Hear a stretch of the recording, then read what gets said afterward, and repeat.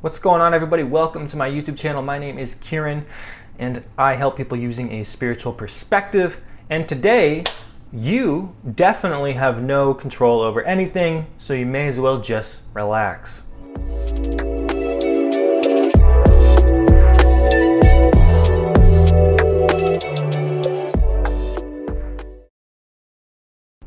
So what I mean by you don't have control over anything is not so much what you choose to do with your free time. By all means, write a poem, draw something, have sex, whatever it is that you do or that you want to do. We like to think that we're in control of that stuff. What we do in our free time, what we think we're in control of, right? And when we don't feel in control, we feel absolutely lost. We feel like we're not making any strides towards anything. We feel like we're just sort of listless and, just floating in the breeze like some 1980s song or something, right? It's not a good feeling, right? But this idea of control is, I think, misunderstood, especially within spirituality, because how much control do we really have? How much control is actually ours? How much control belongs to the ego, to the soul, to ourselves, to things that have already been put in place? Conditioning, right? Conditioned behavior that we've grown up with. Is there our responses towards things actually our control, right? Is that what's going on?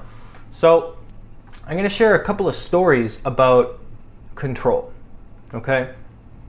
And hopefully they show just how little control that we actually have.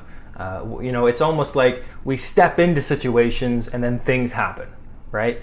And we could not have controlled any of it. We cannot control what happens to us, right? You've probably heard that before.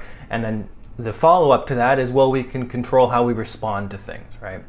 But often, that brushes up against other areas of spirituality, almost contradictory.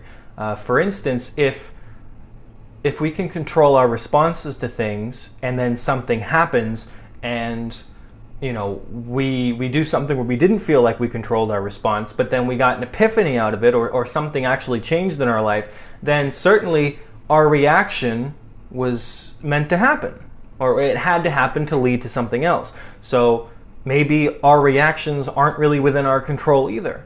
Not really how we think about it, because when we think about control, we think about the little I in our head making a claim, making a statement, and then following up that statement with our own actions, right? But that can be very difficult to track, okay? And so let's just share some stories. So I've probably shared this story a couple times on my YouTube channel, but just in case those of you who haven't heard it or seen those videos, the best example I can give you of not having control is this. So one time I was in the Yellowstone National Park. I took a job there to do some type of shit work that I didn't want to do, but it was probably like a waiter job, something like that, okay? And I took a job there for the summer, and I met this girl, okay? Long story short, this woman, I had an attraction to, and she had an attraction to me. And at one point, after a few days of working together and stuff, I sort of said to myself, or the universe or whatever, I said, please let me run into her. Please let me find an opportunity to come up with, a date or something like that, okay? And what happened was, got to my dorm, sharing these sorts of rooms with people. It was like they had like 4 or 5 buildings of dormitories, much like a college or something. And I go up to my room, I had everything with me in my car. There was nothing I left at home, okay? I was basically living out of my car. All the stuff that I had that was mine was in my car, including like birth documents, green card, okay? Really important things, passports. And my green card was missing. Could not find it. And I needed it, right? Obviously. And I looked everywhere for it, looked everywhere in the room. And I was like, okay, it's not in here. And I went to the car, and I kept going back and forth. Everything from the car was emptied. And on one of those trips, she was walking into the dormitories, which I had no idea she actually was in the same one as me. And, we got to talking, and we did eventually make a date. And, of course, I still couldn't find anything, so after she left, I went up back to the room after packing everything back up, and a little idea popped into my head, the most obvious idea ever, which was, why don't you just check the drawer, the top drawer? Just check it out. And I did, and there it was. Why would such an easy idea escape me? I have no idea. But what I did realize was that every event, that sort of negative thing, losing something temporarily, that sort of this 45 minutes of frantic back and forth searching, it led me towards essentially running into her by chance, right? And yet people would look at that, even in hindsight, you would look at that and say, okay, well, controlling your reaction. I couldn't predict or control something being misplaced. I didn't do it on purpose, not consciously, right? So I couldn't control that event. So then you would say, okay, well then, Kieran, how control your reaction? Breathe, take a deep breath, take a few deep breaths, calm down, let it go. It will come to you, right? But if I had done those actions, if I had controlled my reaction to that, to losing something, then I would never have run into that person, and I never would have gotten that essential desire of mine that I had had. So how much control did I really have there? Was I really in control of my actions? Was I in control of, the timing of it? I certainly wasn't in control of losing it in the first place. There was no control. There was no control in the way that we like to think that there's control. And it really just made me laugh. I remember laughing for like 20 minutes when I got back up to my room, after I had found it. I was just laughing. And it's like there's so many examples of like that within, reality, within the things that we go through. One time I was in a car, and the driver, who I didn't know at the time was on drugs, but he was. And, he was on his phone, looking on his phone, driving, and I was on my phone in the passenger seat, scrolling, probably looking at cat videos or something stupid. And, I just so happened to look up.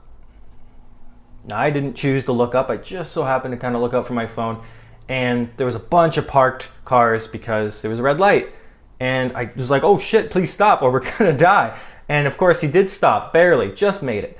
And he wasn't even wearing a seatbelt. I had essentially saved both of our lives, or at least saved us from strong injury, right? Strong potential for injury. Was that in my control? Completely by chance, complete luck. Just the other day I was walking around this town that I like to go to. It's called Oregon City, and I was going there.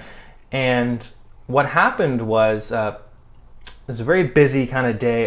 There was like a Christmas tree lighting festival. I didn't know that there would be so much people. Not really a fan of like events like that.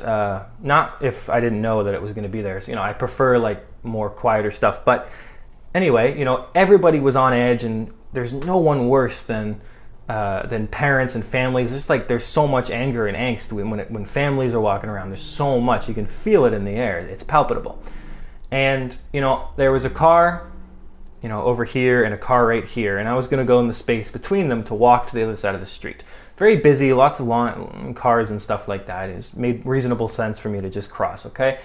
So what happened is, as I started crossing, the car in front of me went to go turn right, and then the car here just started to move forward anyway without really looking, and almost hit me. And I remember I was sort of out loud to myself. I was like, "What an idiot!" Okay. So I was acting angry or frustrated. I was just sort of blowing off some bullshit, right?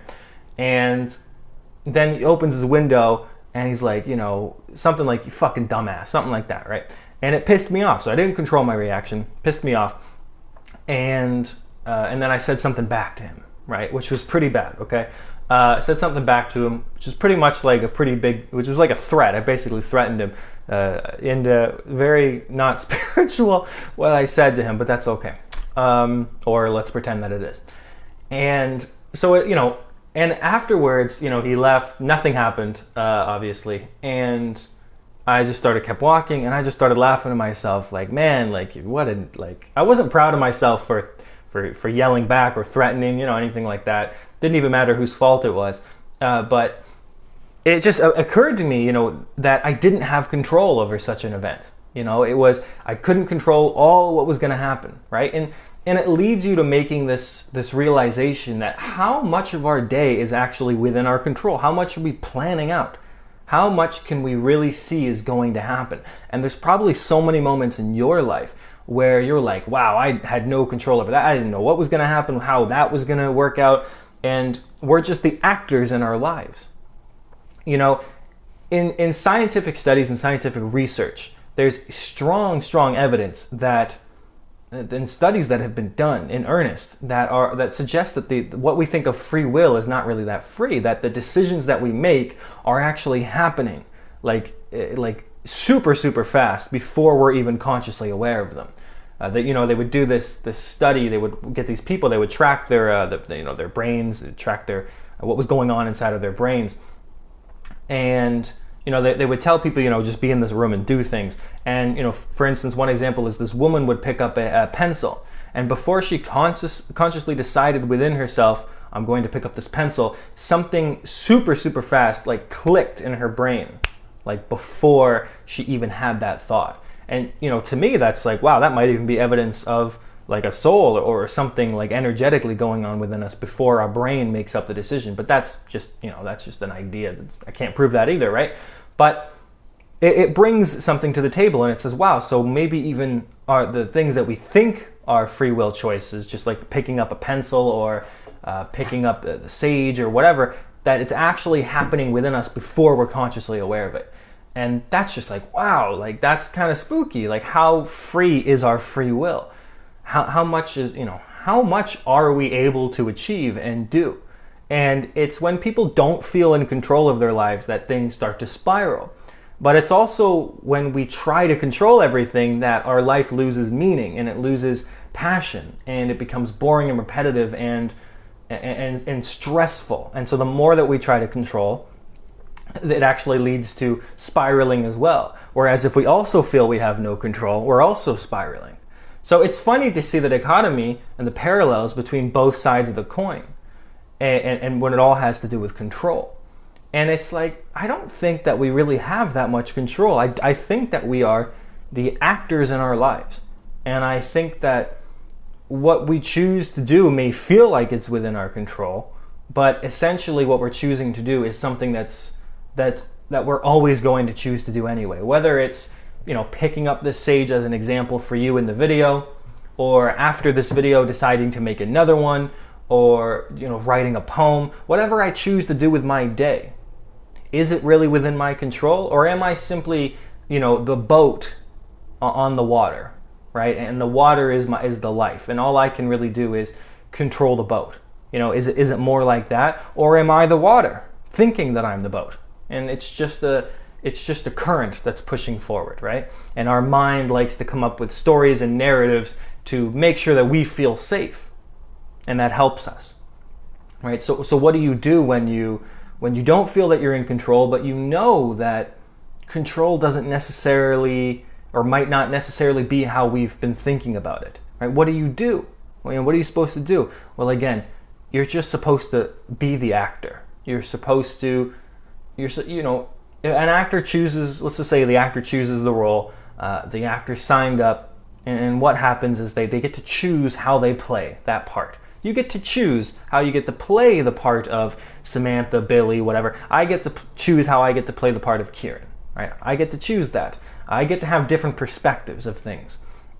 But sometimes, we get lost in that. But I feel like our soul, our intuition is the director, right? The megaphone that they're speaking through, exit stage left, things like that. And we are the actors, right? And life essentially is a stage. And it might be a cliche, kind of bogus metaphor, but it gives you an idea about how much control we might actually have or not have, and how much we are willing to get lost within life, and how we can just go with the flow of things, right? When we're able to be free and easy and just be a part of life rather than resisting it. And that shows that we're not in control. right? Because that's a huge spiritual idea, is letting go of control. So if you're letting go of control, then how much control do you have? And if things are meant to happen, then maybe our reactions, which people say we can control, aren't necessarily within our control either. And I'm not making a definitive statement or claim because I'm not that intelligent. I can't say those things 100%. But I am just intelligent enough to notice the similarities or the wisdoms or the fallacies of each kind of claim and how they all bump into each other a little bit. And it's just worth asking the question to yourself, how much control do you really have?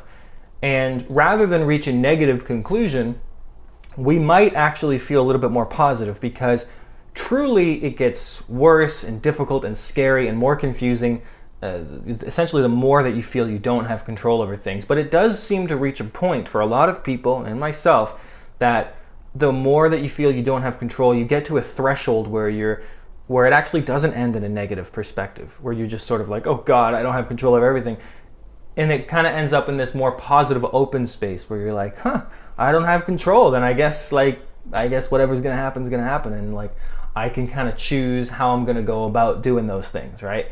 And it's paradoxical. It's almost like you can't really choose. It's like you can't really choose to go with the flow until you've decided that there's no point in trying to control where the flow goes.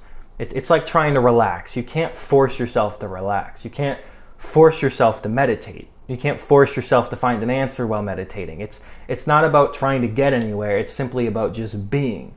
And with control, that's always about trying to obtain something, right?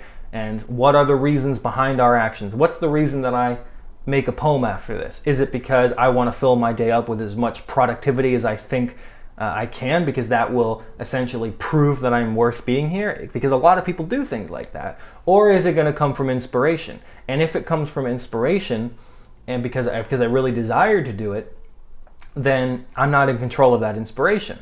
But I can act on it, certainly. And then that might be coming from a place of randomness, right? When we're inspired to do something like that, it's not planned. It's not controlled, right? So it's not, oh, right after this, I'm going to do that. That's a plan, that's control, right? There's already enough stuff that we have to kind of give way to in life that essentially has systems of control. There's a lot of systems of control within, society.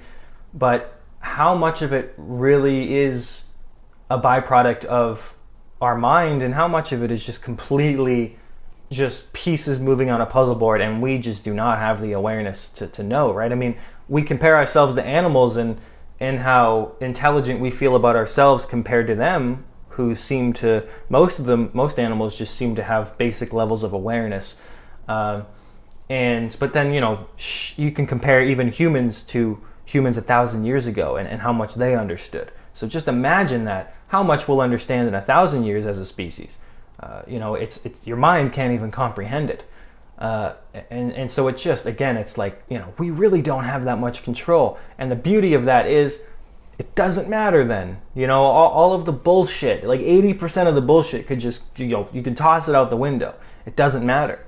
It's fine. We're all fine. And that perspective, that feeling of inspiration, that love, that passion that makes me say that, that doesn't come from control. That certainly doesn't come from thinking that I'm the center of all the things around me and I control all my actions and everything that's going to happen. Because the truth is, you don't. And there's a lot of times in life where your actions lead towards lessons and different purposes and things that you could have never seen coming, even though you thought in your head that was your own choice. I don't think it is. I don't think it is your own choice. I think it would be nice to feel that way because it makes you feel safe and grounded. But ultimately, there's something very powerful going on behind the scenes of our life, of life itself, that is contributed to the unknown. And a lot of people call the unknown God or source or the universe, but it is just unknown. It is literally unknown. And that energy, that space, that is where the control is. And that is a very powerful force. Hence why we worship it so much.